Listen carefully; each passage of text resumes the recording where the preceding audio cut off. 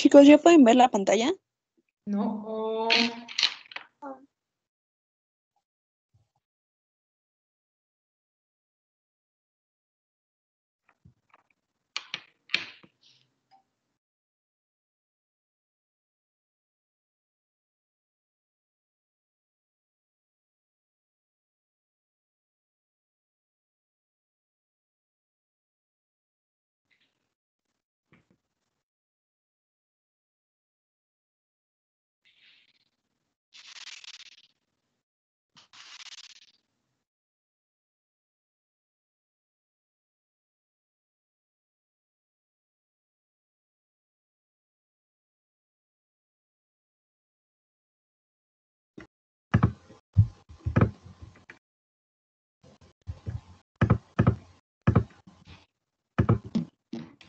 ¿Se alcanza a ver? Sí, sí se ve. Ya. ¿Sí se ve? Ok. Permítame tantito. Anda, ahí sí. Sí, también se ve.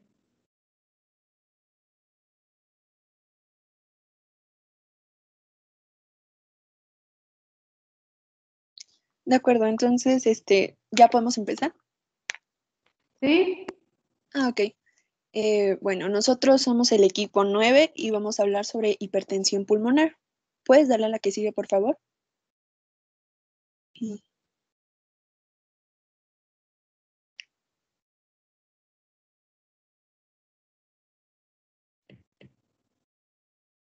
Vamos a comenzar definiéndola. Definimos así como hipertensión pulmonar al aumento de la presión arterial pulmonar media más de 25 milímetros de mercurio. Esto va a tener múltiples etiologías que ahorita vamos a revisar y todas estas con múltiples complicaciones que incluso pueden llevar a la muerte. ¿Le pasas, por favor? En cuanto a epidemiología, la prevalencia a nivel mundial es de 15 casos por millón de población y en cuanto a México, la incidencia y la prevalencia son difíciles de evaluar. Esto debido a que muchos de los casos no se diagnostican por la inespecificidad de los síntomas, pero a pesar de que no está establecida la incidencia y la prevalencia, se sabe que el pico de frecuencia de hipertensión arterial pulmonar idiopática se sitúa entre los 20 y los 40 años. Una más, por favor.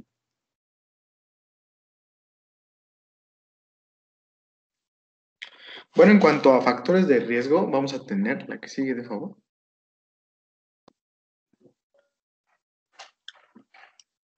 Estos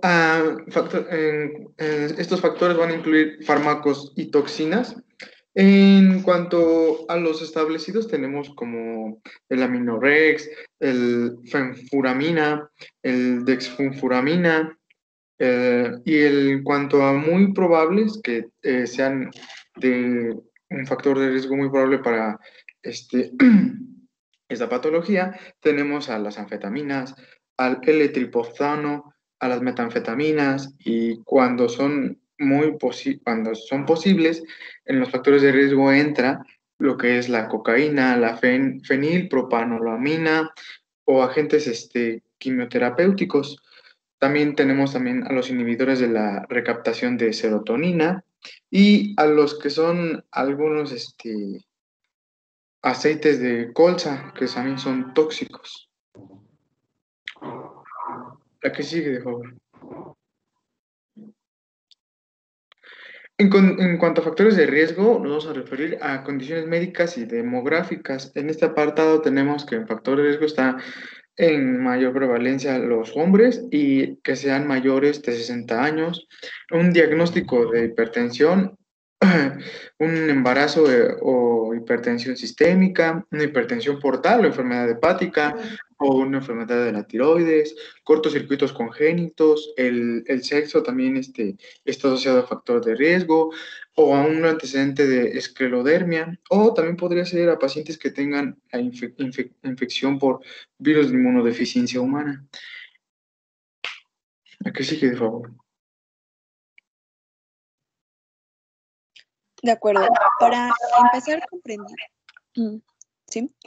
Para En comprender un poco relación, más cuando acerca estaba diciendo esto de sexo, su compañero se refería al género, idealmente, o no idealmente, sino es más frecuente también en mujeres, idealmente hay enfermedades que pueden ser más frecuentes en las mujeres y eso mismo condiciona que tengan prevalencia de hipertensión arterial pulmonar, por ejemplo, el lupus, por ejemplo, el síndrome antifosfolípidos o enfermedades de la colágeno, que son como manifestación principal que tenga hipertensión arterial pulmonar.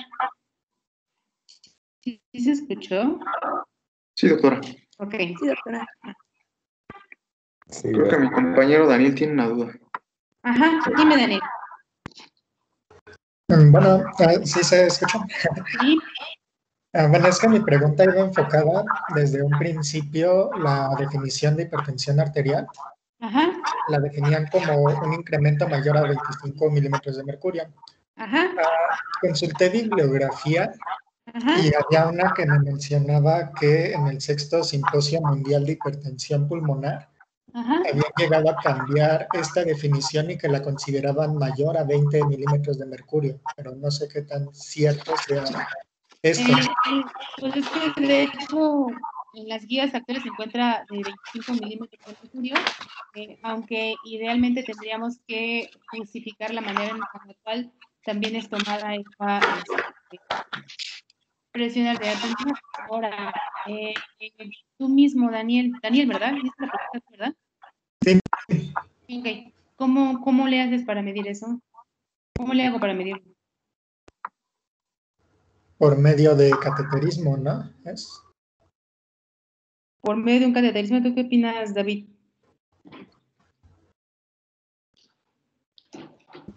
¿Dice por ahí, David? Sí, estoy aquí, soy expositor. Ah, no, entonces olvídalo. Ana, ¿me puedes ayudar a Daniel, porfa? Sí, doctora, yo también leí que la presión se medía con el cateterismo cardíaco derecho. Ajá. ¿Para qué sirve el eco? Me voy a volver rica, sí, es cierto. ¿El ecocardiograma para qué le sirve? Para la morfología, doctora, como del corazón. Para la morfología. Hablando específicamente de HAP. Yo sí recuerdo haber leído que igual era como una ayuda para medir esta presión, pero no me acuerdo de qué manera se hacía. Eso lo van a ver pero en los mapas que me enviaron, por eso les pregunto, porque en los mapas que me enviaron en la gran mayoría lo mencionan. Así que por eso les estaba preguntando eso. Brenda, ¿les puedes ayudar? Yo también leí lo mismo, doctora. Pero no leí. Bueno, doctora, aquí tengo que se dice que se puede estimar la presión arterial pulmonar sistólica con lo que sería la ecografía transtorácica asociada a Doppler, pero esto con respecto a la presión sistólica, porque mide la velocidad del flujo en la insuficiencia tricuspidea, por ejemplo. Exactamente.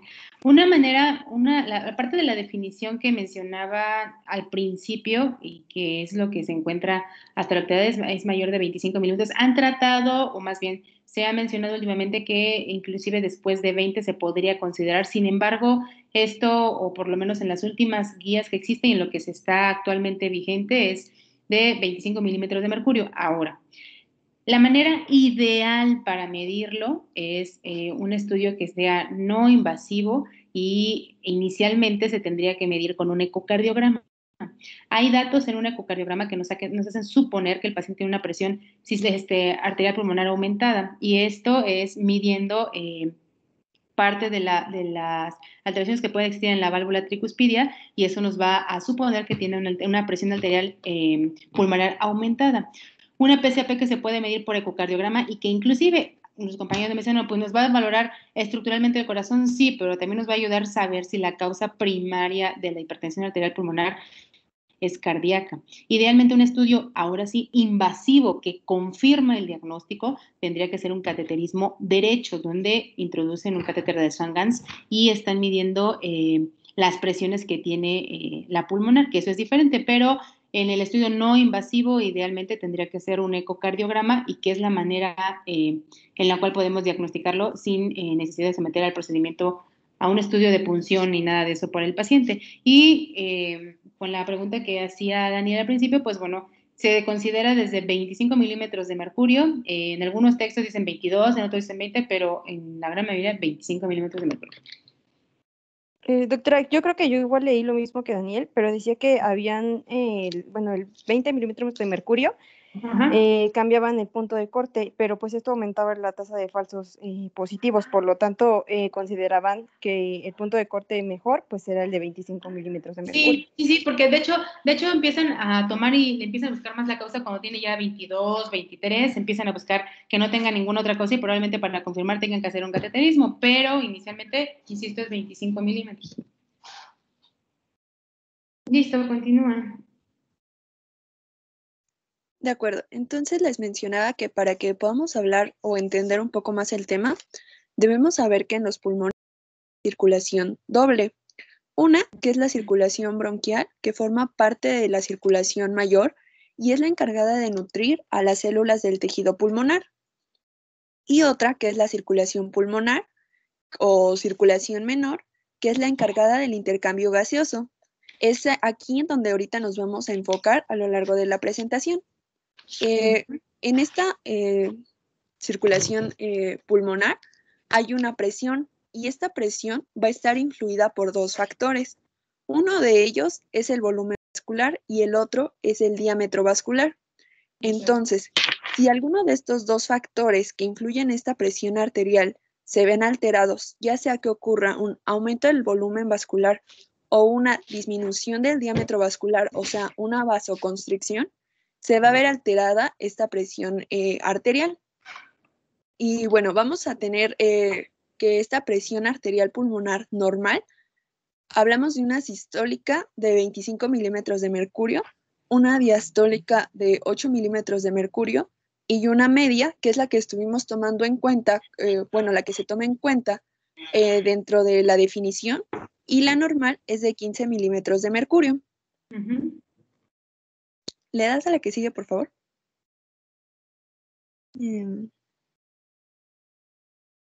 Al inicio de la presentación les mencioné que hay múltiples etiologías, de verdad son muchas, y para esto existe una clasificación, que es la clasificación de Dana Point, que nos los va a colocar en grupos para que podamos ir como entendiendo un poco más estas. La primera nos habla de hipertensión pulmonar arterial, que puede ser debida a mutaciones, o sea, es hereditaria, puede ser inducida por medicamentos o tóxicos, asociada a infección por VIH, hipertensión portal o cardiopatías.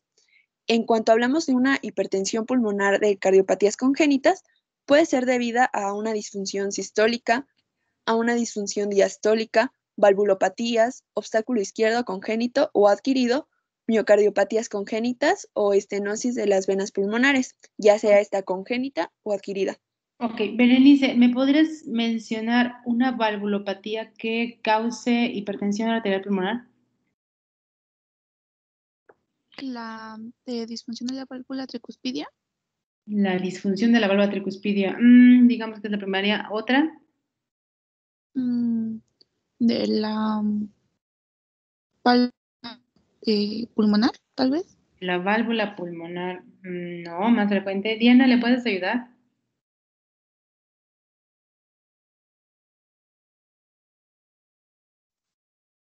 ¿Ya me escuchó? Sí, perfecto. Ok, lo siento. Dijo valvular, ¿verdad? Una valvulopatía que causa hipertensión arterial pulmonar. Pues sería por ejemplo, estenosis de la válvula pulmonar o alguna de sus válvulas. Pulmonar. Diego, ¿le puedes ayudar? Emily, mejor, perdón.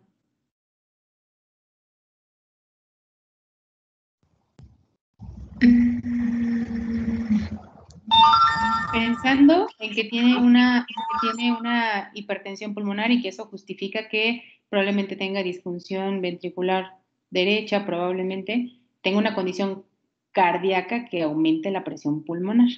¿Tú cuál crees que sea? Una estenosis tricuspidia. Ya lo mencionó tu compañera. ¿Otra? Una estenosis mitral. Uy, sí. La estenosis mitral de las valvulopatías, la valvulopatía más frecuente que causa hipertensión arterial pulmonar son alteraciones en la válvula mitral.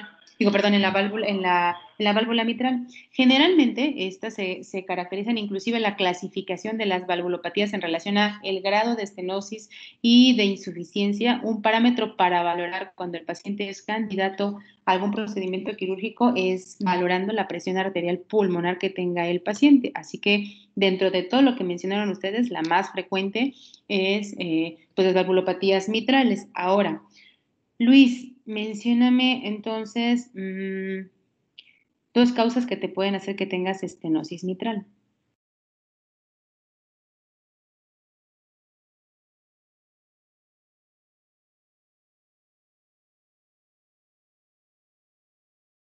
¿Me puedes ayudar, Martín, por favor?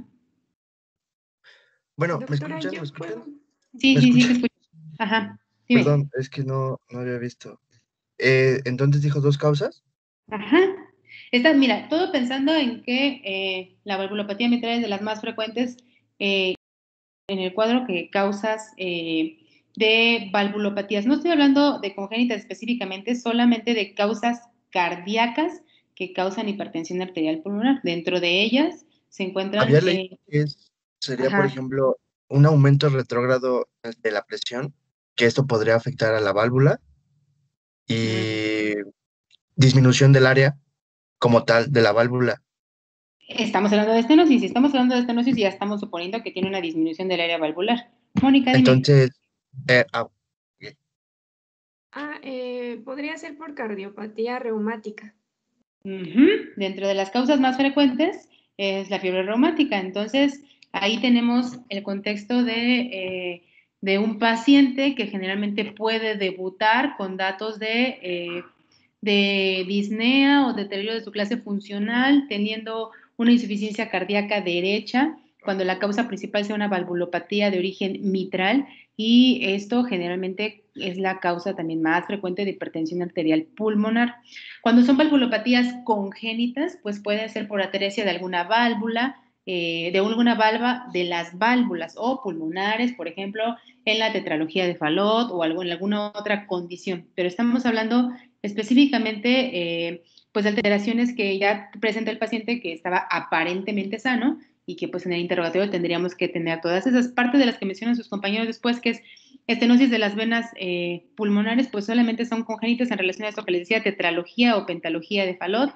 Inclusive la CIA es una de las condiciones que también pueden aumentar la presión arterial pulmonar, sobre todo porque esto hace que se dilaten las aurículas, y cuando se dilatan las aurículas, pues pasa que se empieza a dilatar el ventrículo, hacen Eisenmenger, un síndrome de Eisenmenger, y eso como consecuencia hace hipertensión arterial pulmonar.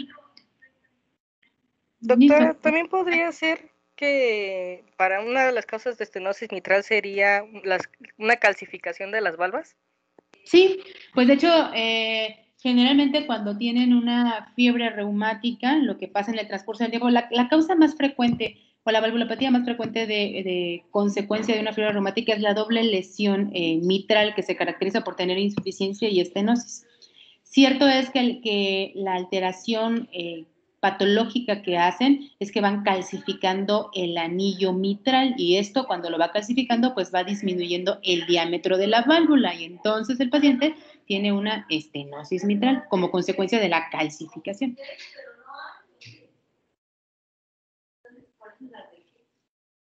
Listo, continúa.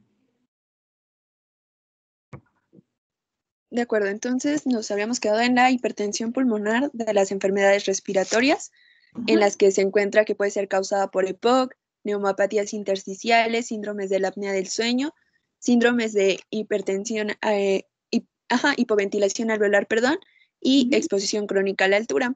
Puede ser también asociada a hipertensión pulmonar por enfermedad tromboembólica crónica, claro, o algo que es hipertensión arterial pulmonar por mecanismos multifactoriales dudosos. Entonces, pues como el su tema nombre de lo ayer, dice. por ejemplo, lo englobaríamos en este grupo. Es decir, por ejemplo, un SAOS, que es el síndrome de hipopnea obstructiva del sueño, o una condición pulmonar que esté condicionando una aumento de la presión arterial pulmonar. Es diferente, por eso se engloba ahí el EPOC y las neumopatías intersticiales. Ahí pueden inclusive encontrar causas que sean específicamente o primarias pulmonares, solamente que esas aumentan la presión arterial pulmonar. Evidentemente, como lo habíamos visto ayer, la obstrucción o cuando tengan una tromboembolia pulmonar va a aumentar el diámetro del vaso, va a seguir igual, solamente que va a estar obstruido y eso va a aumentar el flujo que existe a nivel arterial y eso aumenta la presión arterial pulmonar. Generalmente es algo crónico, no es algo agudo que pase en una tromboembolia aguda que llegue a aumentar tanto la presión arterial pulmonar que tenga clínica. Generalmente eso es en tromboembolias pulmonares crónicas. De acuerdo, doctora. Y de las otras dos que encontré que podía ponerse aquí en este grupo por mecanismos multifactoriales dudosos son enfermedades hematológicas como una anemia hemolítica crónica o síndromes mieloproliferativos como una esplenectomía o enfermedades sistémicas como el caso de la sarcoidosis. ¿Le das a la que sigue, por favor? Más bien la esplenectomía sería como un procedimiento que empieza o que después de ese procedimiento puede llegar a tener alteraciones en la presión arterial pulmonar. De acuerdo, doctora. Y bueno, dentro de la tabla les mencioné que podía ocurrir esta por una predisposición genética. Esta predisposición genética está dada por transmisión autosómica dominante. Aquí lo que ocurre son mutaciones en el gen del receptor de la proteína morfogénica ósea.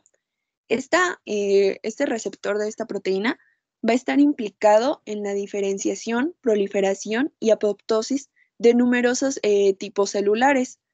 En estudios que se han realizado encontré que dicen que estas mutaciones puede ocasionar hasta un 75% de los casos de hipertensión arterial pulmonar familiar y un 25% de los casos esporádicos. Y bueno, lo que ocurre con estas mutaciones es de que dan lugar a la disminución de la expresión de esta proteína, del receptor de la proteína morfogénica ósea, lo que favorece a una proliferación endotelial y muscular lisa vascular. Por lo mismo que les mencionaba, de que este está implicado en la diferenciación, proliferación y apoptosis de numerosos tipos celulares. ¿Le puedes pasar, por favor? Y bueno, entonces, esta proliferación nos va a dar lugar a lesiones plexiformes. Para entender un poco más de qué son estas lesiones plexiformes, coloqué 3 imágenes del lado derecho. La primera imagen, o que tiene una letra A, es una arteriola pulmonar normal, en la que es posible observar las paredes de la arteriola delgadas y que aún se aprecia la luz del vaso.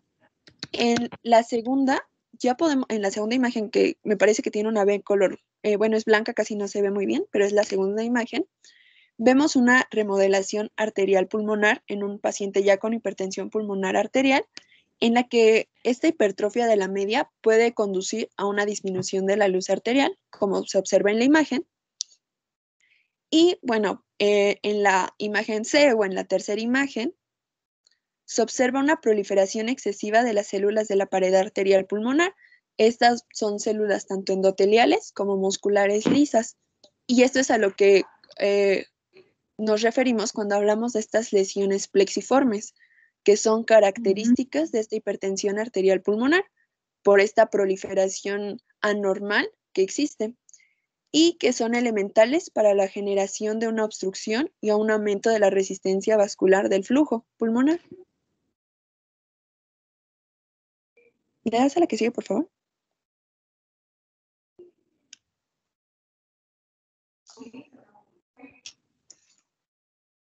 Y bueno, dentro de todo esto, vamos a ver que hay factores que están implicados en esta homeostasis,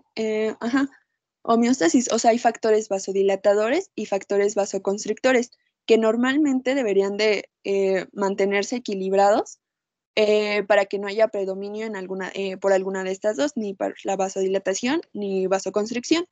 Dentro de los factores vasodilatadores tenemos a la prostaciclina, óxido nítrico, péptido intestinal vasoactivo y oxígeno. Y dentro de los factores vasoconstrictores tenemos serotonina, endotelina y angiogénesis. Entonces, si estos factores se alteran, van a dar lugar, van jugar un papel importante dentro de la fisiopatología de esta enfermedad. No sé si me das la que sigue, por favor.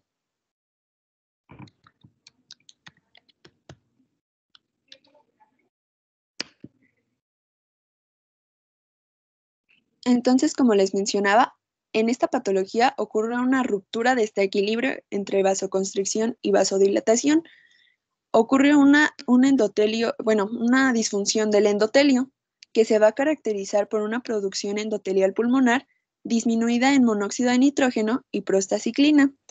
Esta prostaciclina normalmente es un vasodilatador pulmonar endógeno que actúa mediante la activación de AMP cíclico e inhibe la proliferación de células vasculares y musculares lisas y disminuye la agregación plaquetaria. Y va a haber un aumento en la producción endotelial de endotelina 1. Esta endotelina 1 va a contribuir al componente vasoactivo y va a contribuir al remodelado vascular pulmonar. Entonces, si este equilibrio vasoconstricción-vasodilatación con un predominio de la vasoconstricción va a ocasionar una remodelación vascular de las arterias pulmonares de bajo calibre. Todo esto nos va a dar lugar a una obstrucción arterial fija que nos va a producir una elevación persistente de la resistencia vascular pulmonar. Y una más, por favor. Y bueno, en este esquema se conjunta como todos los factores que he estado hablando. Para que se pueda dar lugar a esta enfermedad, pues ya hay una predisposición genética por esta mutación que había mencionado en el receptor de la proteína morfogénica ósea, que sumado a factores de riesgo, como los que mencionó mi compañero, o factores como hipoxia, trombosis, inflamación o estrés oxidativo, nos va a dar lugar a una lesión vascular inicial, en la que va a ocurrir una alteración endotelial, en la que va a haber un desbalance entre la vasoconstricción y vasodilatación. Va a haber una disminución de prostaciclina, de óxido nítrico y de péptido intestinal vasoactivo y un aumento de endotelina. Y bueno, otra de las funciones que tiene esta prostaciclina es que disminuye la agregación plaquetaria. Entonces, si aquí está produciéndose menos del que debería de producirse, va a haber una activación plaquetaria que también nos puede conducir a una trombosis in situ. Entonces, esta vasoconstricción por el desbalance entre los factores vasodilatadores y vasoconstrictores más la trombosis in situ nos lleva a una remodelación vascular pulmonar y a su progresión. ¿Y le das una más, por favor? Y bueno, ya una vez que tenemos esta hipertensión arterial pulmonar, que está dada por la vasoconstricción y la obstrucción arterial pulmonar, va a haber un aumento de la resistencia vascular pulmonar que nos va a llevar a un aumento de la poscarga del ventrículo derecho. Creo que lo habíamos mencionado en la clase de ayer, de cómo influye esta hipertensión arterial pulmonar por la poscarga que está ocasionando en este ventrículo derecho.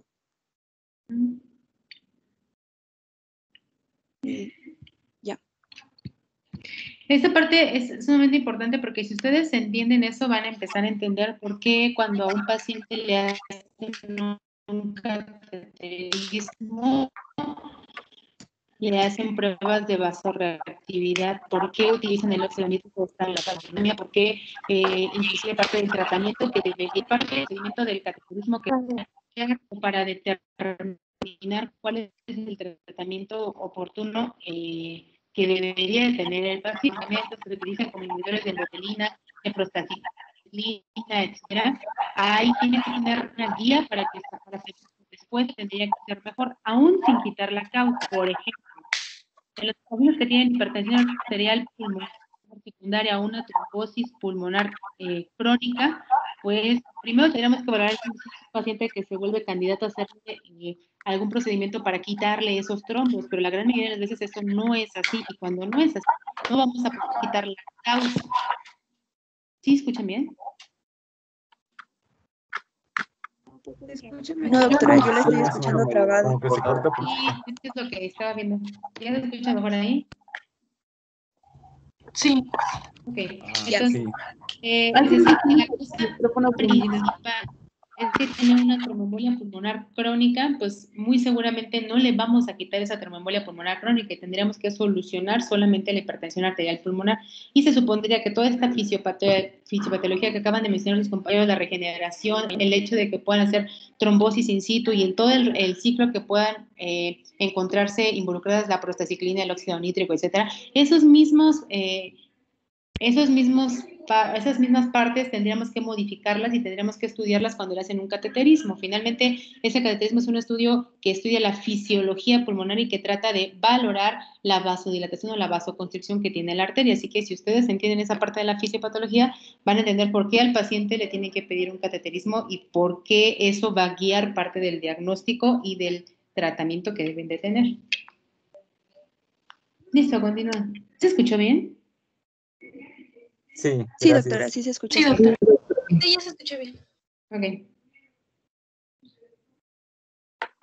Bueno, ahora vamos a tener el cuadro clínico. La que sigue, por favor. Y bueno, los síntomas de lo que es la hipertensión pulmonar están relacionados con la disfunción de lo que es el ventrículo derecho. Es de una forma progresiva. Y estos síntomas iniciales vamos a tener que es la disnea de esfuerzo, la astenia, la angina o síncope de esfuerzo.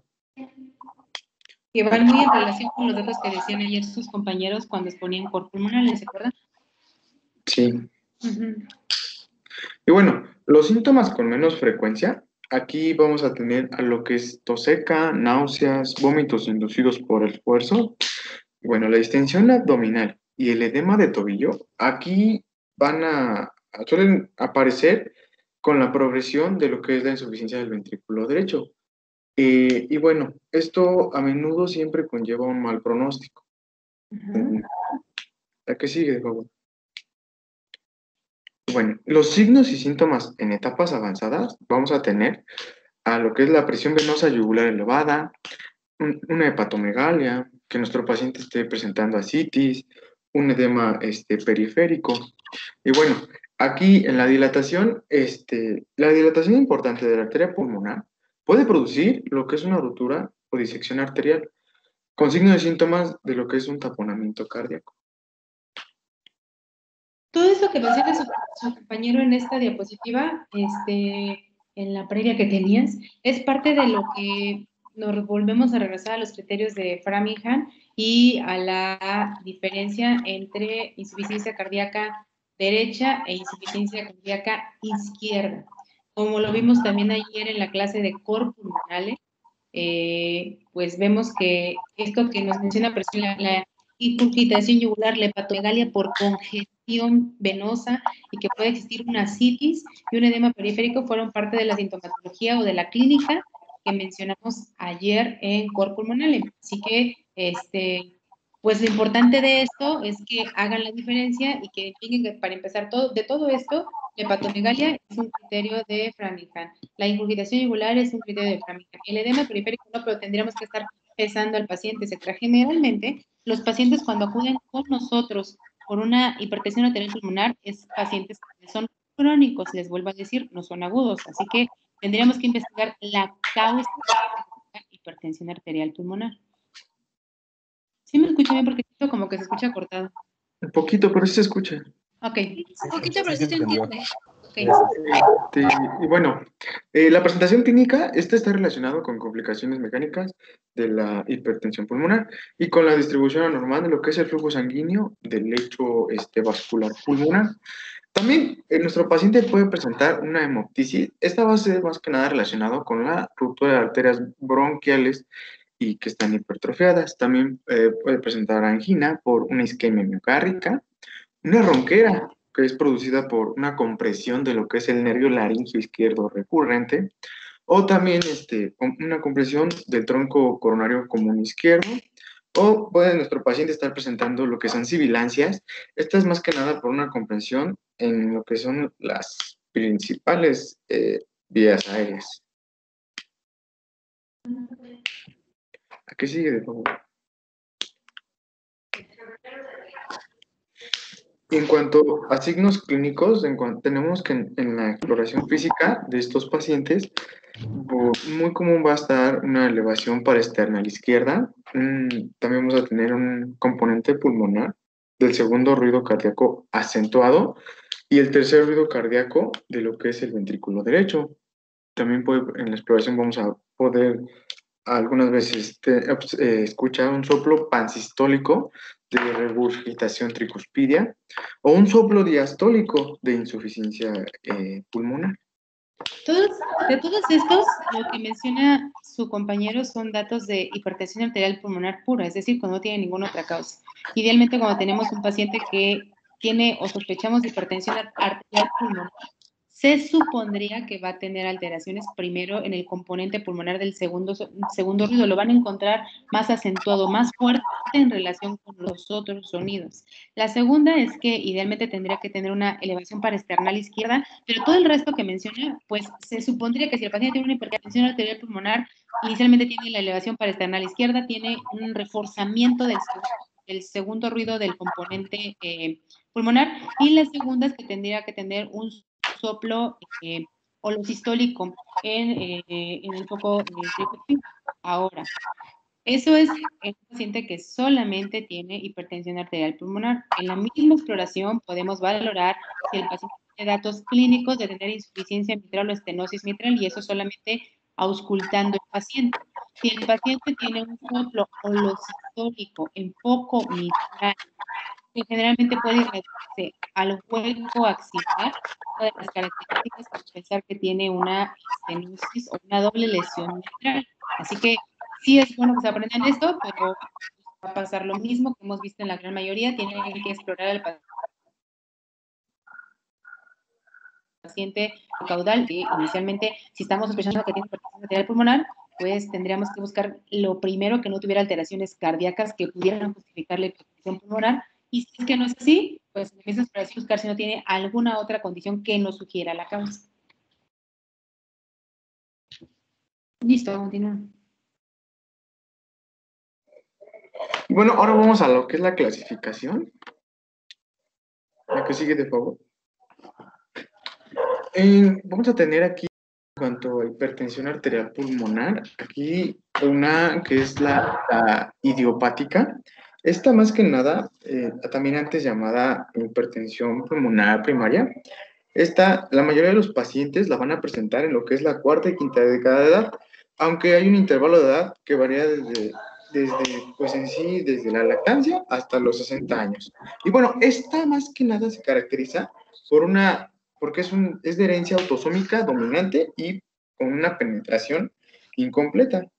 Y bueno, en sí, esta se va a explicar por una mutación germinal heterocigótica que va a afectar a lo que es el gen que va a codificar el receptor de proteínas morfogénica ósea tipo 2 o BMPR2. Y bueno, en sí, pues esta se diagnostica en etapas avanzadas de evolución y de cierta forma, pues la causa usual de muerte es insuficiencia del ventrículo derecho, que es manifestada por una hipoxemia progresiva, una taquicardia, una hipotensión y el edema. También vamos a tener a lo que es la heredable, la inducida por fármacos, y también a la que está asociada a enfermedades de lo que es el tejido conectivo, infección por VIH, hipertensión portal. Aquí en lo que es la hipertensión portal, en sí, pues aún se desconoce el mecanismo, pero un gasto cardíaco normal podrían reflejarnos lo que sí es un daño grave a la función del ventrículo derecho.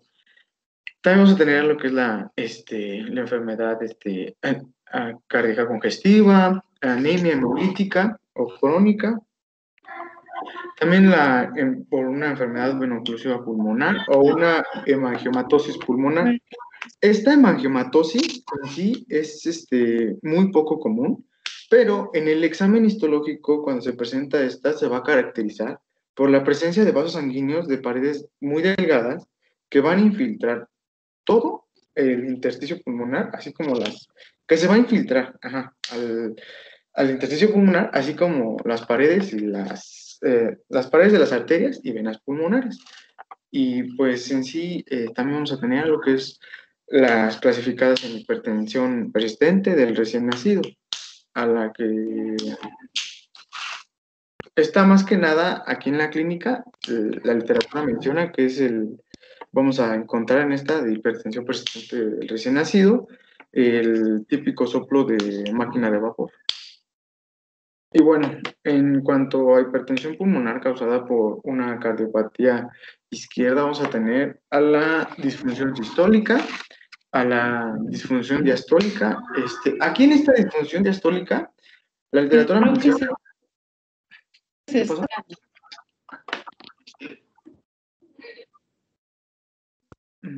¿Qué pasa? Es que se está cortando.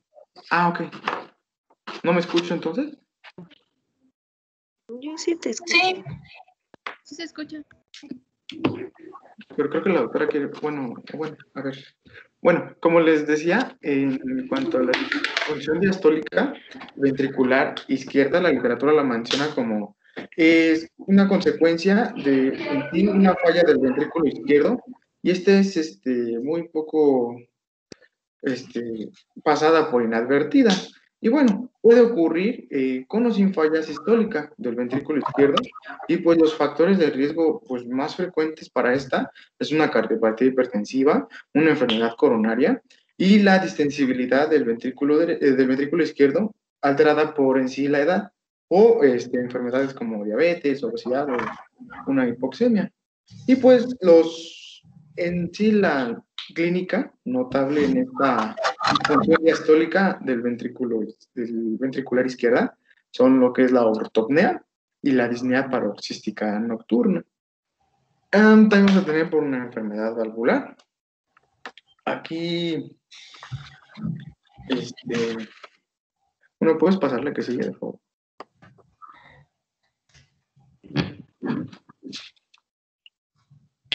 Miren, aquí en cuanto a hipertensión pulmonar por enfermedades pulmonares y o hipoxemia, nos vamos a encontrar la enfermedad pulmonar a la que está clasificada como enfermedad pulmonar obstructiva crónica. Esta en sí, pues los factores que conducen al aumento de la resistencia pues, vascular pulmonar, pues son muchos, pero la hipoxemia alveolar es el principal.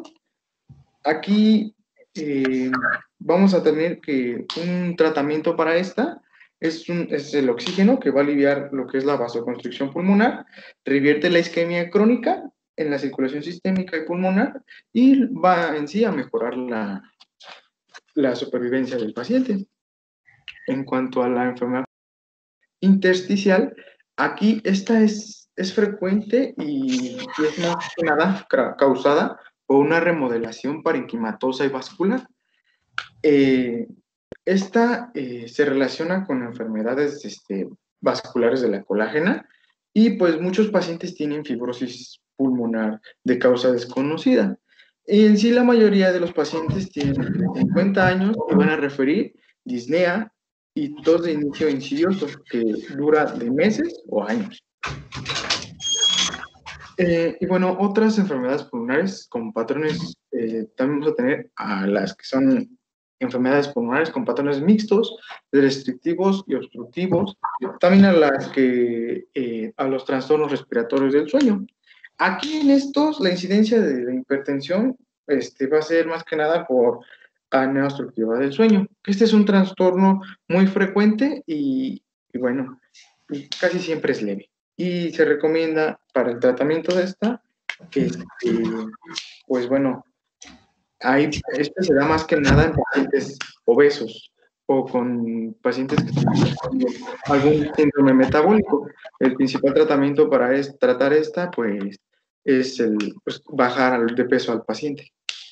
También vamos a tener los trastornos de hipoventilación alveolar. Estos son a causa de, pues sí, deformidades toracovertebrales, y los síntomas de esta van a progresar con lentitud y se van a relacionar pues con la hipoxemia. Y bueno, en enfermos que tienen una parálisis del diafragma, casi siempre pues es por algún traumatismo del nervio frénico. También tenemos a la exposición crónica de alta altitud, como montañistas o alpinistas, o también a anomalías del desarrollo. La que sigue. También tenemos aquí en la clasificación a la hipertensión pulmonar, la tromboembólica crónica. Aquí tenemos en sí la presencia de arteritis, angiosarcoma o alguna estenosis congénita de arterias pulmonares. Y bueno, aquí cabe resaltar que bueno, antes de que le pase a la que sigue, cabe resaltar que los hallazgos en esta clasificación de la exploración física incluyen soplos en algunas áreas pulmonares que van a presentar en sí flujo sanguíneo pues sí, en los vasos que tienen esta cierta oclusión parcial. La que sigue, de favor.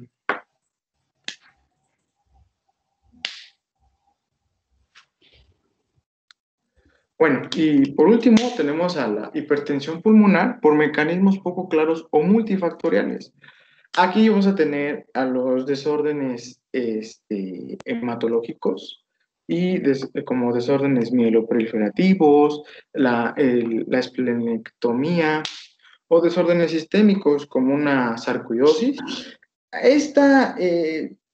La sarcoidosis en sí puede causar hipertensión pulmonar por el compromiso fibroquístico de los pulmones o por un compromiso cardiovascular directo. Y bueno, es necesario aquí, en la valoración minuciosa, cuando los pacientes presentan lo que es disnea progresiva o hipertensión pulmonar. También vamos a tener aquí en estos desórdenes sistémicos a la histiocytosis pulmonar de células de Langerhans, y neurofibromatosis o una vasculitis.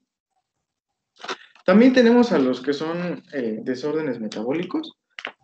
Aquí son más que nada la enfermedad de depósito de glucógeno o una enfermedad de Gaucher o trastornos tiroideos.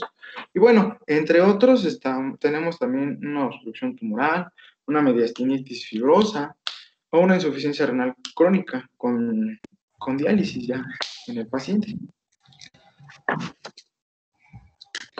Ok, entonces chicos, en resumen, existen esto que su compañero explicó en diferentes diapositivas.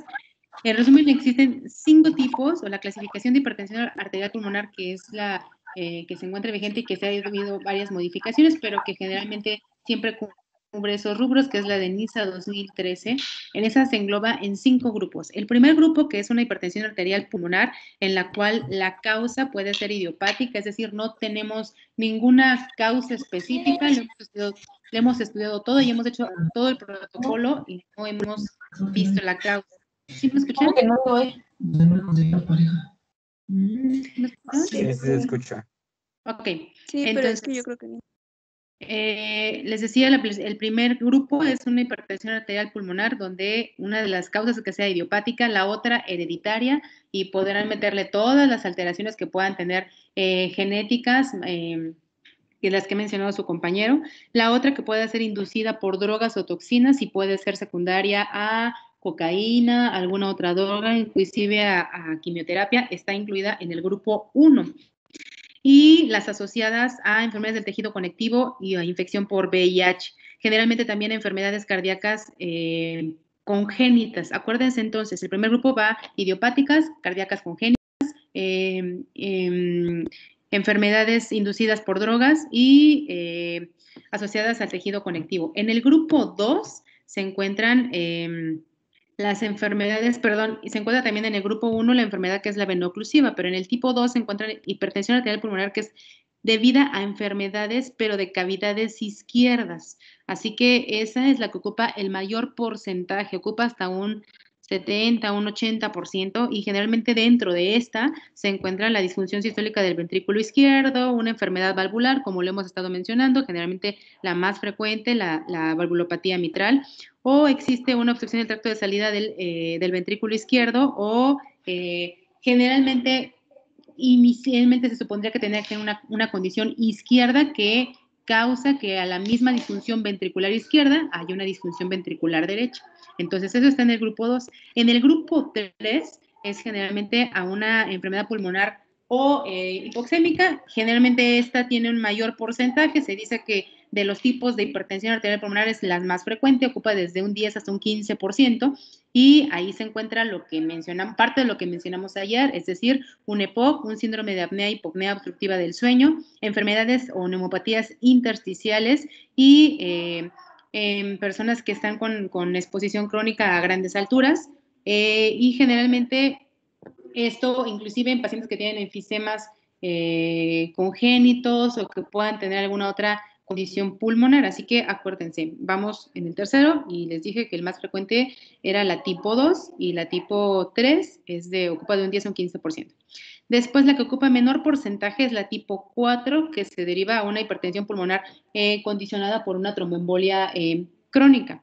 Y la última, que es la hipertensión arterial pulmonar secundaria a mecanismos multifactoriales, pues es todo lo que mencionó su compañero en esta última diapositiva, en donde se engloban anemias hemolíticas, trastornos sistémicos, trastornos metabólicos, por depósitos de glucógeno, a enfermedad de Gaucher, etcétera. Muchas glucogenosis que van a condicionar una hipertensión arterial pulmonar. Así que de todas estas últimas 3 diapositivas, lo que deben de tener claro son estos, que son la clasificación de NISA del 2013, que son 5 tipos, que la más frecuente es la 2, que ocupa del 70 al 80%, y la tipo 3, que es secundaria enfermedad pulmonar o llamada también hipoxémica, es la tipo 3. Las otras, la que ocupa menor porcentaje, es la 4, que es la secundaria tromboembolia pulmonar crónica pura, y la que vemos más frecuentemente en la actualidad, pues se supondría que es la hipertensión pulmonar tipo 2. Así que yo espero que en esto no tengan duda, aun cuando no lo haya hecho así como en estos eslabones, o dividido así en tipo 1, tipo 2, tipo 3, tipo 4, tipo 5, cuando ustedes vean algún reporte, por ejemplo, o vean a un paciente en protocolo de estudio, generalmente siempre el diagnóstico completo tendría que ser una hipertensión arterial pulmonar y ver qué tipo es, y de acuerdo a ese tipo saber las causas. Listo, ahora sí continúo. ¿Pueden escucharme? Sí. Muy bien, Sí. vamos a empezar con el diagnóstico. En caso de que la secuencia de diapositivas se detuviera, o si ustedes lo perciben, por favor díganme. Lo que pasa es que es un poco menos práctico transmitir a través de esta plataforma y pues a veces no me doy cuenta, ¿no? Bueno,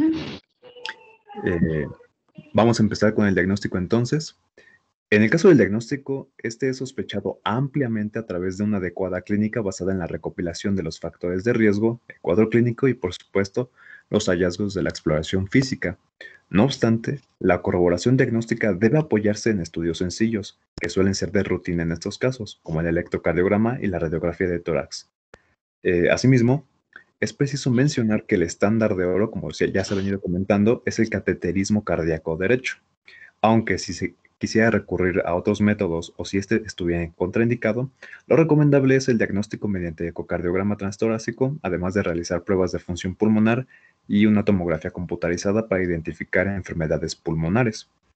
En caso de necesitar mayor evidencia diagnóstica o para dirigir la actitud terapéutica de una manera más adecuada, puede usarse una gamografía pulmonar de ventilación-perfusión, la angiografía pulmonar por tomografía o por cateterismo cardíaco derecho, y bueno, esto último en caso de sospecha etiológica de un tromboembolismo crónico, que es una de las causas que se han comentado.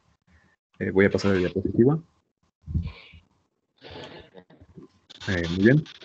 Vamos a empezar entonces ahora con la radiografía de tórax, que aunque no es diagnóstica, al menos el 90% de los pacientes con la hipertensión arterial pulmonar tienen una radiografía que suele ser anormal. Entre los hallazgos comunes encontramos prominencia de la arteria pulmonar y aurícula y el ventrículo derecho. No es lo único que podemos observar. Respecto a la trama vascular, pues esta puede ser notoria en los ilios y escasa en los campos pulmonares periféricos. Otra utilidad es que la radiografía permite excluir enfermedades pulmonares asociadas a la hipertensión venosa pulmonar causada por una cardiopatía izquierda, por ejemplo. Ahora, en la imagen de la derecha encontramos una radiografía de una paciente de 3 años en la que observamos la trama vascular reducida, el tronco pulmonar y las cavidades derechas aumentadas de tamaño. Voy a pasar a la diapositiva.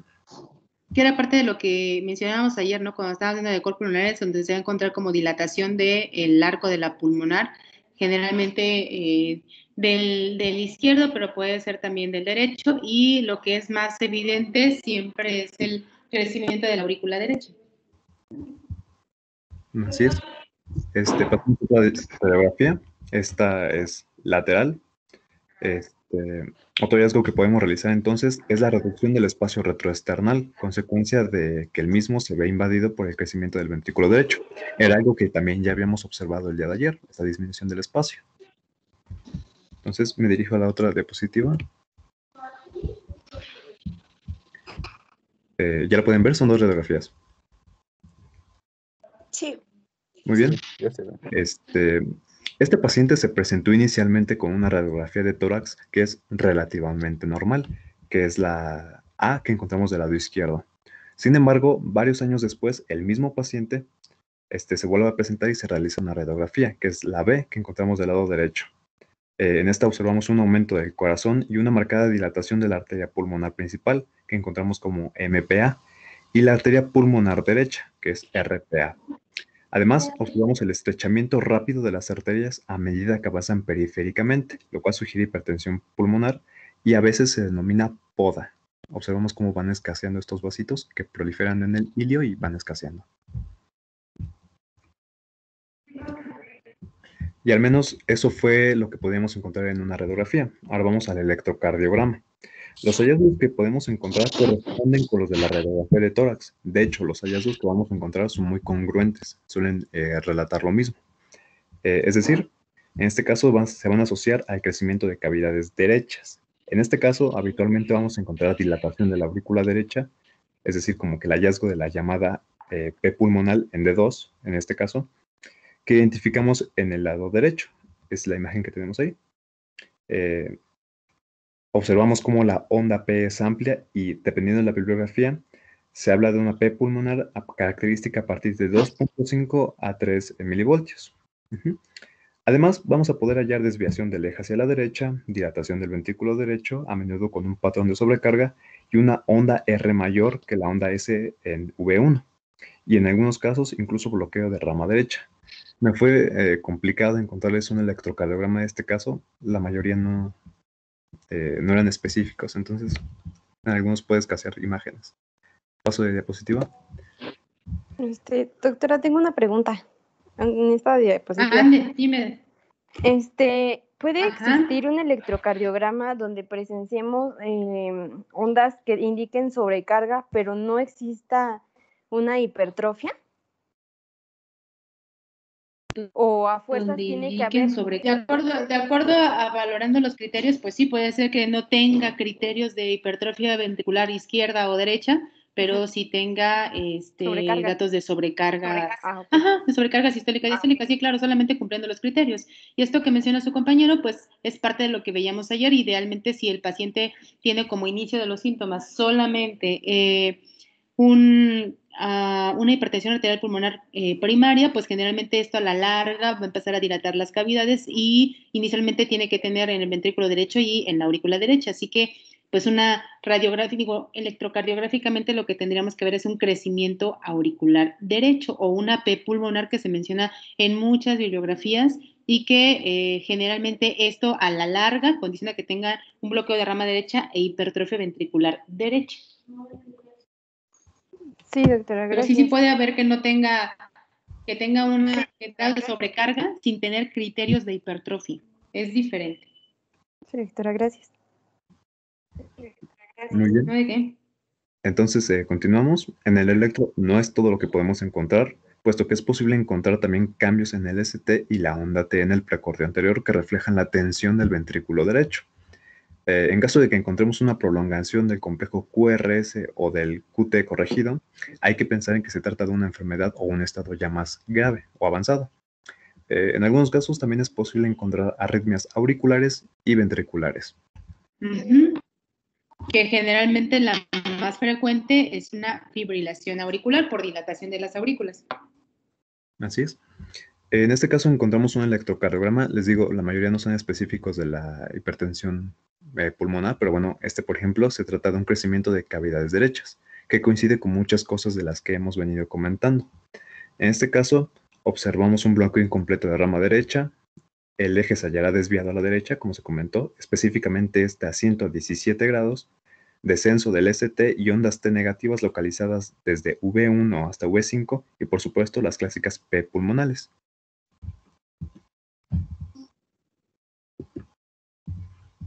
Vamos a pasar al ecocardiograma. La ecocardiografía transtorácica se va a emplear para visualizar los efectos de la hipertensión pulmonar en el corazón y también estimar la PAP o la presión arterial pulmonar con mediciones de Doppler a través de una onda continua. La ecocardiografía se debe realizar siempre que se sospeche la hipertensión pulmonar y se puede emplear para deducir el diagnóstico como tal en pacientes cuyos resultados de múltiples mediciones sean compatibles con los criterios requeridos por este diagnóstico. Entonces, este estudio va a proporcionar variables hemodinámicas y anatómicas que permiten evaluar la función y la estructura del ventrículo derecho, detectar elevaciones en la presión arterial pulmonar media y, dado el caso, realizar un diagnóstico diferencial al detectar condiciones subyacentes, que como recordamos pues, puede ser provocado por muchas cosas, ¿no? Es un amplio espectro de etiologías. Muy bien, ahora, de igual manera, con coherencia a los hallazgos que hemos venido comentando, hay hallazgo de dilatación de vena cava inferior, aurícula y ventrículo derecho, arteria pulmonar, y puede observarse también un aplanamiento o inversión del septo interventricular y el colapso mesosistólico. En general... ¿iba a comentar algo, doctora? Sí, adelante. No, adelante.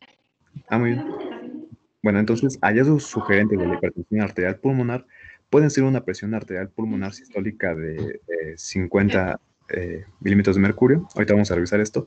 Otro hallazgo también podría ser es que se halle entre 36 y 50 con un hallazgo de cavidades derechas aumentadas o signos de insuficiencia ventricular derecha, que esté asociada o no al derrame pericárdico. Pero vamos a ir más ordenados. ¿Ya se ve el eco? ¿O todavía no? Todavía no. No, ya. Ya, Ya se ve.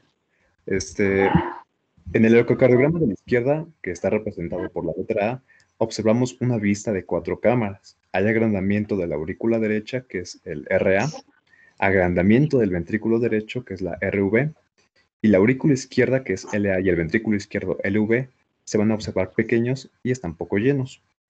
En la imagen B, que se encuentra a la derecha, se va a presentar vista de eje corto, en la cual vamos a encontrar agrandamiento del ventrículo derecho, que es RV, el aplanamiento del tabique interventricular, que es IVS, que es el resultado de la sobrecarga de presión y el volumen del ventrículo derecho, como ya se había comentado.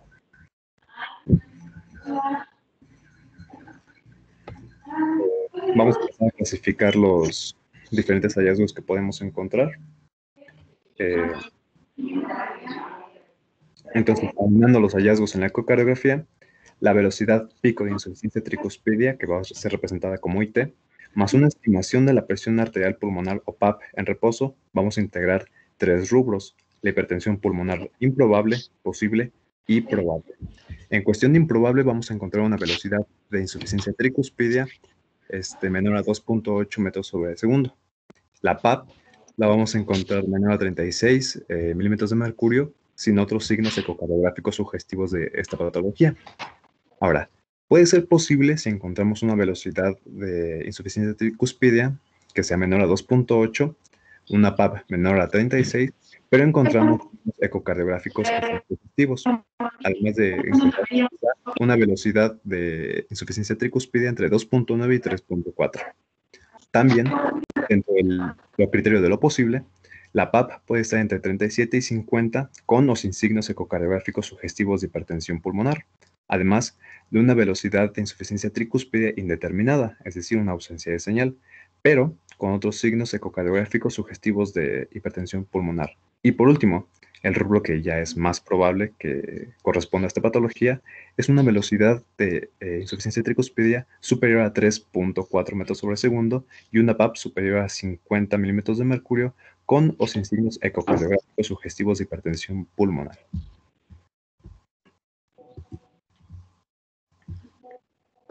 Además, es útil para evaluar la hipertensión pulmonar generada por alguna condición del corazón izquierdo, como también se ha comentado que puede tener origen. Por ejemplo, una disfunción sistólica, diastólica o una valvulopatía cardíaca. Además, es posible incluso hallar algún defecto congénito que no haya sido diagnosticado previamente.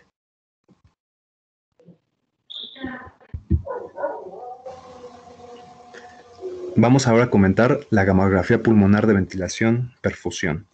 En el caso de esta, se trata de un estudio que suele aplicarse en pacientes con disnea sin una explicación aparente y que muestran una evidencia de hipertensión pulmonar en el ecocardiograma. Realmente, como tal, permite identificar una hipertensión pulmonar tromboembólica crónica, como podemos observar la comparación de un estudio normal y un estudio que muestra una alteración del lado derecho.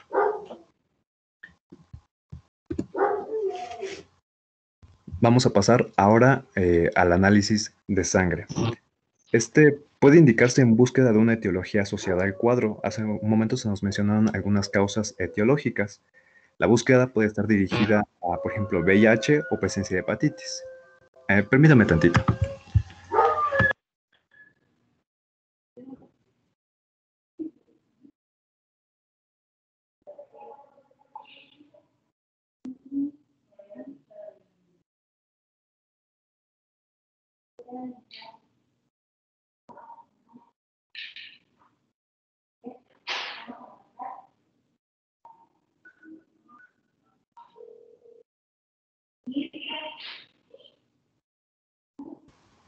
¿Ya me escuchan? Sí. Es que mis perros se pusieron locos.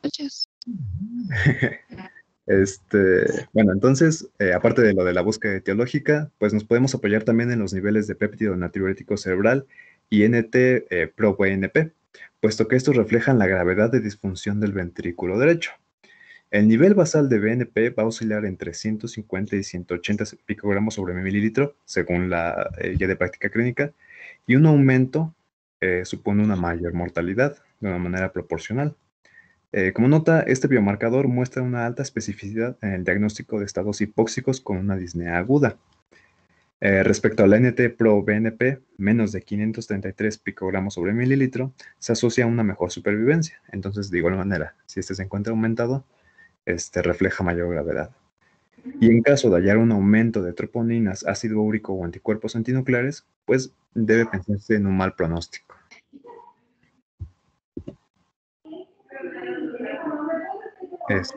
Vamos a pasar ahora sí al cateterismo cardíaco derecho, que ampliamente se ha mencionado como el gold standard. Pues en este caso entonces resulta importante realizar un estudio hemodinámico invasivo en todos aquellos pacientes en los cuales se haya establecido la sospecha del diagnóstico mediante procedimientos no invasivos y en los cuales se planea iniciar un tratamiento. El cateterismo cardíaco derecho se considera el estándar de oro para establecer el diagnóstico y es que consiste en pasar una sonda delgada hasta el lado derecho del corazón y las arterias dirigidas hacia los pulmones. Así, nos va a permitir vigilar el flujo sanguíneo, la actividad cardíaca y las presiones dentro y alrededor del corazón. Tiene bajos índices de morbilidad y mortalidad siempre y cuando se realice en un centro experimentado.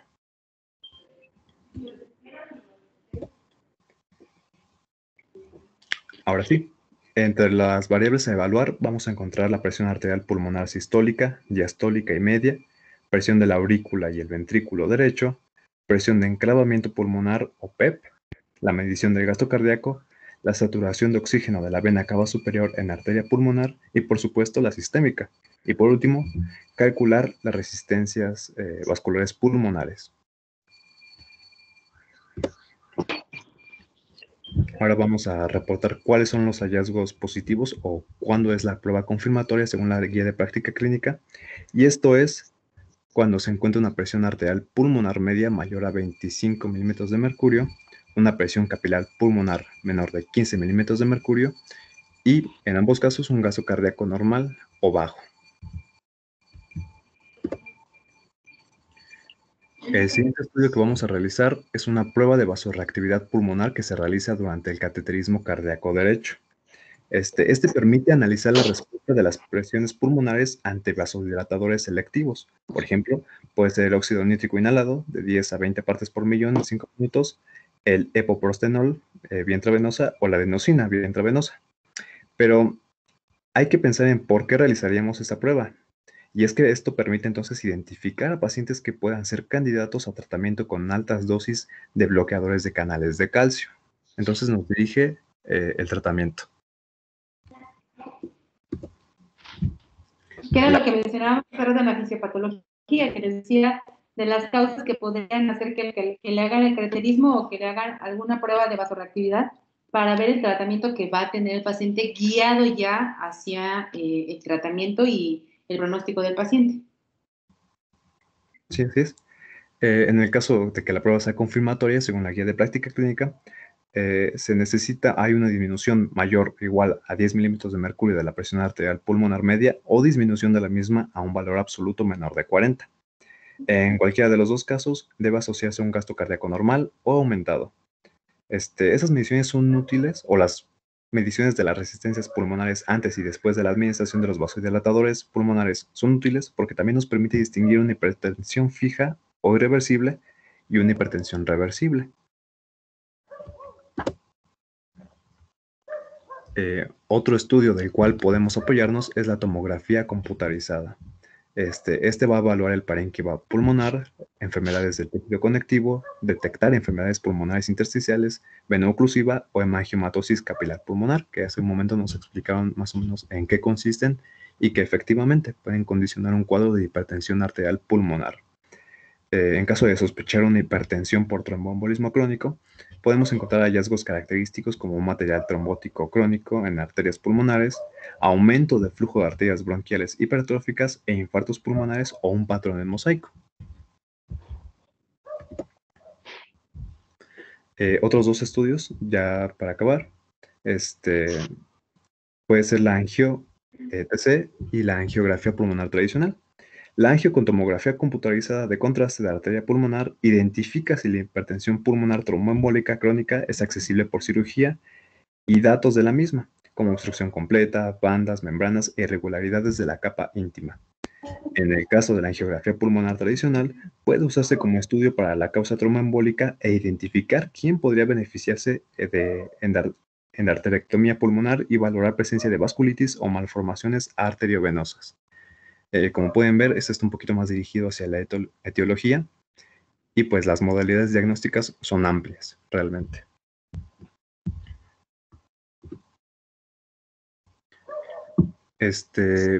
Antes de entrar a tratamiento, ¿pueden ver la tablita que está en pantalla? Sí. Muy bien. Esta se trata de la clasificación funcional según la Organización Mundial de la Salud, de la OMS. En este caso tenemos 4 clases. La clase 1 correspondiente a pacientes con hipertensión pulmonar sin limitación de la actividad física. La clase 2, que tienen hipertensión pulmonar y tienen una leve limitación de la actividad. Están sin limitación en reposo y la actividad física ordinaria produce disnea, fatiga, dolor torácico o presíncope. Clase 3, pacientes diagnosticados con limitación marcada de la actividad física, sin limitaciones en reposo, y en estos pacientes la actividad física ordinaria también va a producir disnea, fatiga, dolor torácico o el presíncope. Y la clase 4, la última, se refiere a pacientes que ya están diagnosticados con incapacidad para llevar a cabo cualquier actividad física sin manifestar algún síntoma. Estos pacientes manifiestan signos de falla cardíaca derecha y síncope. La disnea o fatiga pueden estar presentes también en el reposo. Además, hay incomodidad presente por cualquier grado de actividad física. Entonces, entre más alta la clase, más grave las manifestaciones o el cuadro. Y ahora sí, vamos a pasar al tratamiento.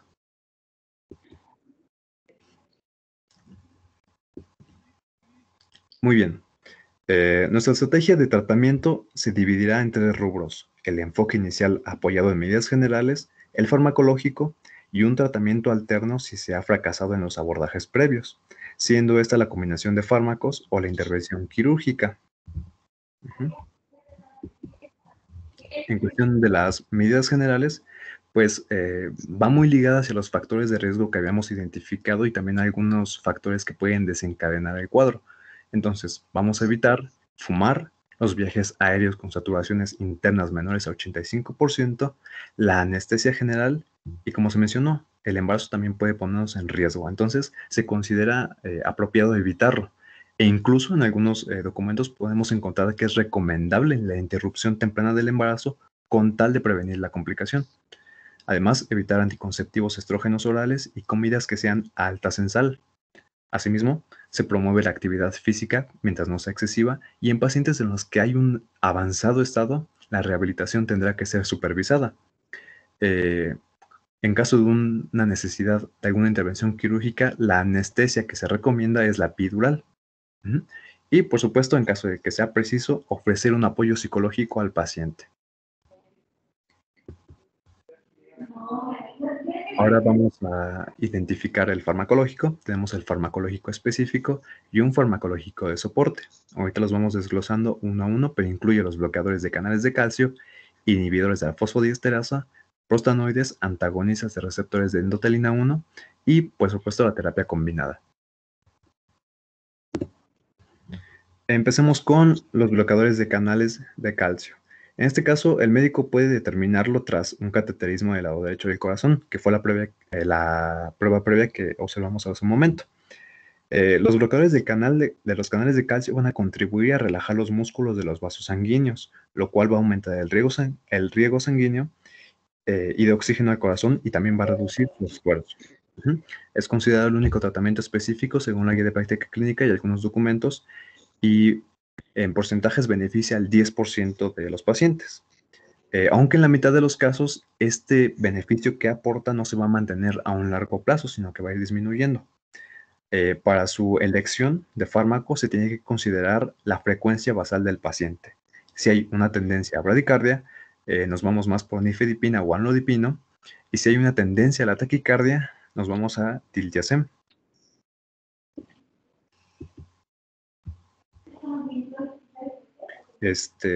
Otros dos grupos de medicamentos que tenemos disponibles son los inhibidores de la fosfodiesterasa, que actúan ensanchando las arterias pulmonares. Por ejemplo, tenemos el sildenafil a dosis de 20, 40 y 80 miligramos 3 veces al día, que mejora la capacidad funcional durante 12 semanas, pero no de la disnea, y está recomendado en la clase funcional 2, 3 y 4. Lo mismo con el tadalafil. Los antagonistas de los receptores de endotelina ayudan como tal a ensanchar los vasos sanguíneos y reducen la formación de músculo en los vasos. Entonces, ayudan a dilatar más el endotelio. Así es. Y bueno, estos también se seleccionan también con base a la clase funcional. Tenemos el bosentan, el citaxentan y ambrisentan. Si se traba mi micrófono me dicen por favor porque... Muy bien. Tenemos otro grupo, tenemos a los prostanoides.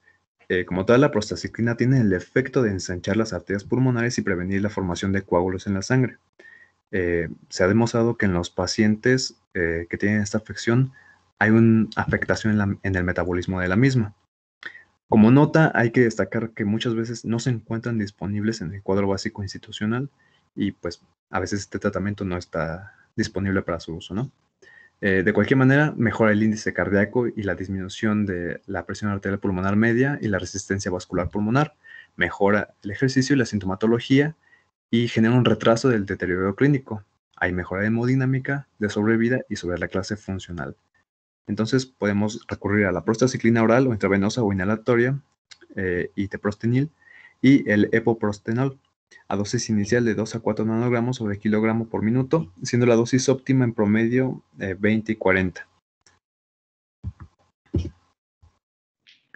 Y por supuesto también tenemos la terapia combinada, en este caso cuando no han respondido adecuadamente a los anteriores, por ejemplo, indicada también en la clase funcional 4, que ya está bastante deteriorada, o en una terapia secuencial combinada, en los casos de la clase funcional 2, 3 y 4. Se recomienda iloprost inhalado, más bosentan o bosentan más sildenafil.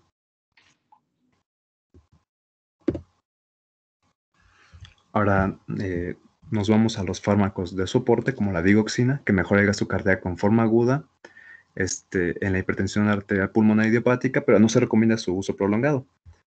Como beneficio, pues también disminuye taquiarritmias supraventriculares, Los diuréticos en pacientes que además de la patología como tal muestran signos de insuficiencia cardíaca derecha con edema, ascitis y congestión hepática.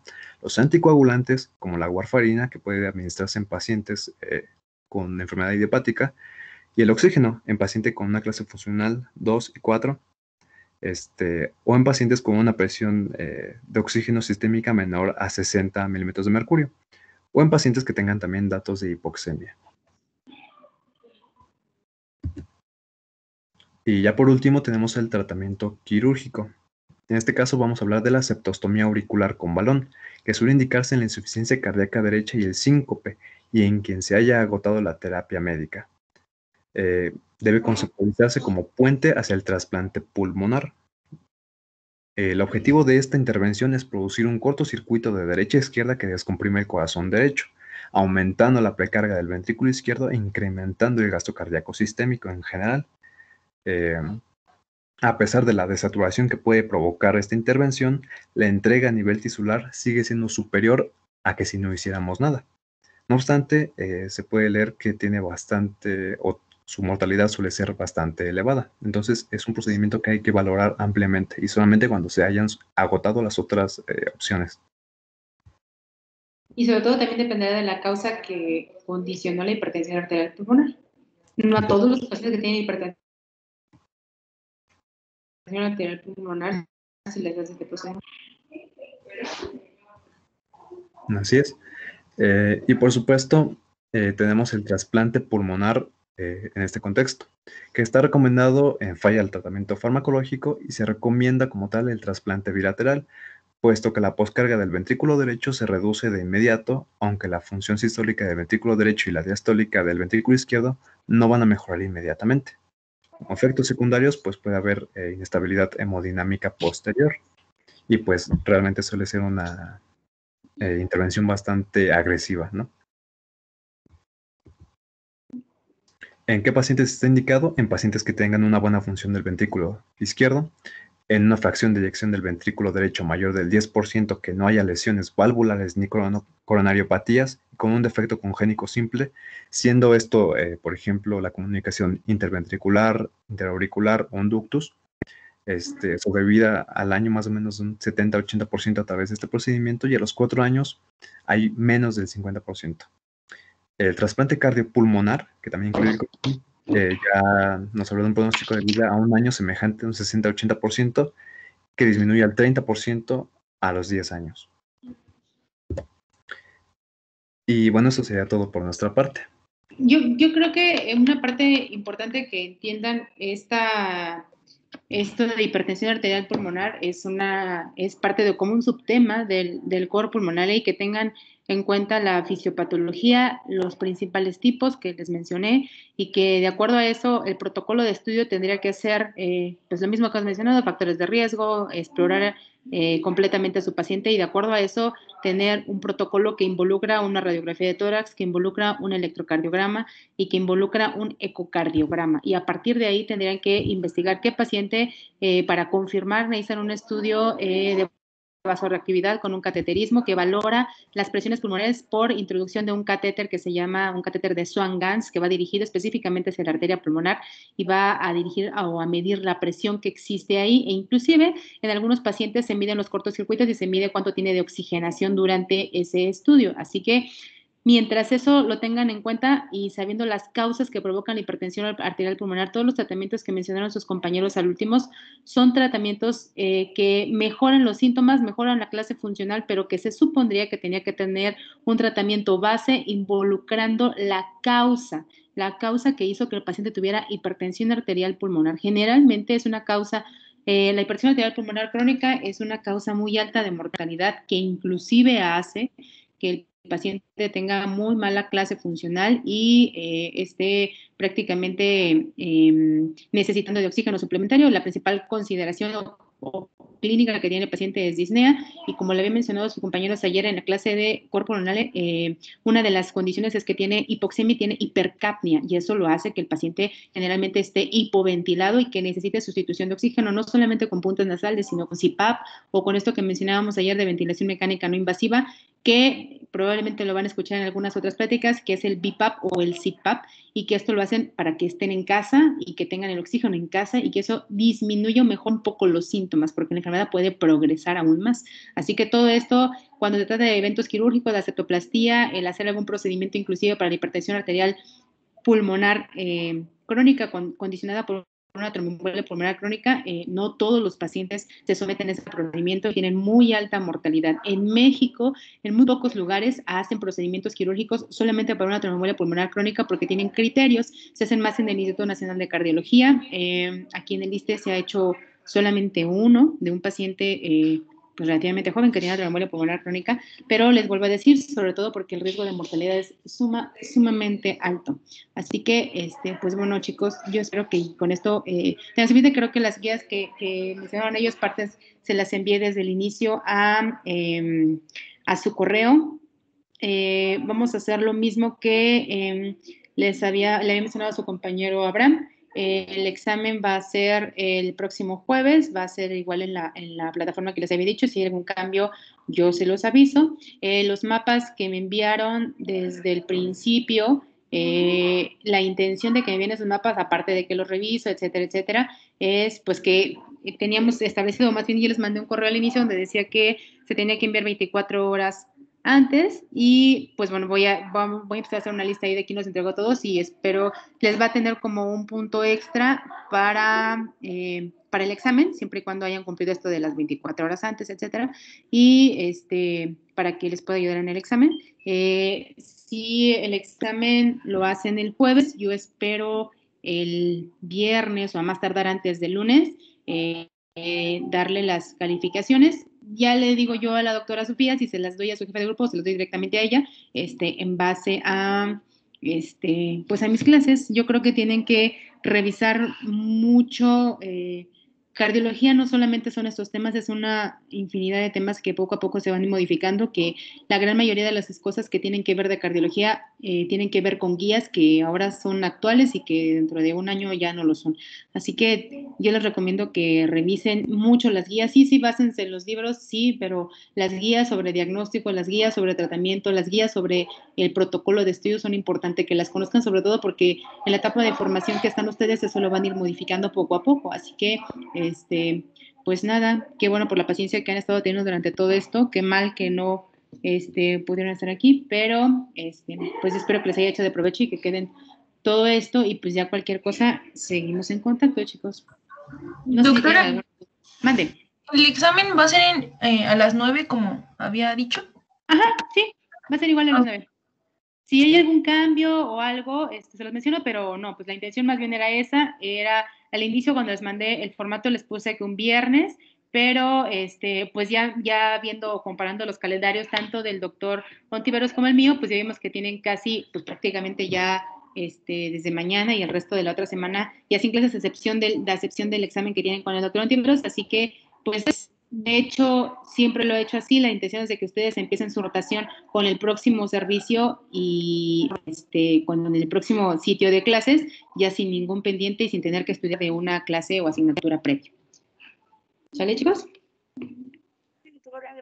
Gracias. Okay. Entonces, cuídense, pónganse a estudiar y lo mismo que les dije al principio, solamente les voy a estudiar lo que vimos en la clase, nada más, no les voy a volver a preguntar nada de otras cosas que no vimos. ¿Sale? Bueno, cuídense mucho, pónganse a estudiar. Bye. Sí, gracias, doctora. Hasta luego, muchas gracias. Gracias, doctora.